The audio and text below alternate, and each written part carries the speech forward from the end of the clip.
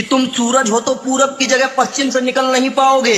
जितना उड़ना हो उड़ लो, आसमान में एक दिन जमीन पर जरूर आओगे। और मुन्ना नकल करने में भी भरपूर अकल लगती है।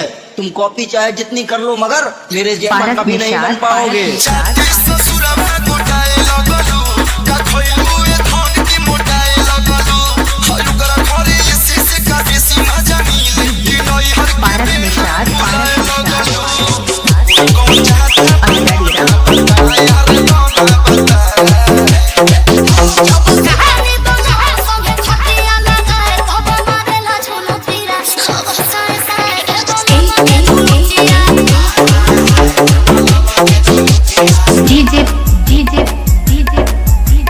पारस निशाद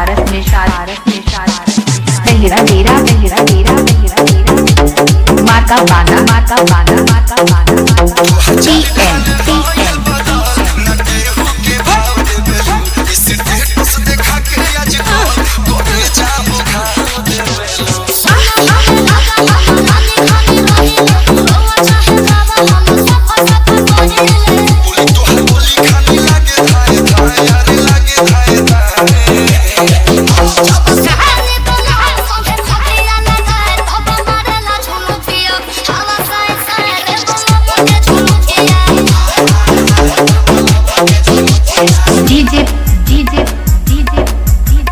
पारस निशाद तेरा तेरा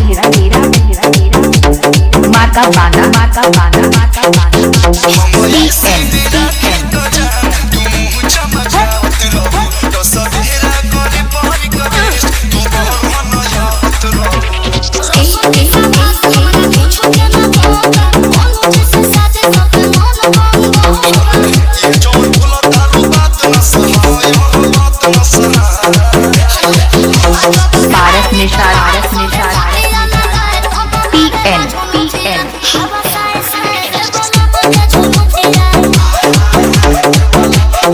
पारस निशाद PN पारस निशाद अहरा डेरा मोबाइल नंबर 89 83 46 11 69 पर संपर्क करें।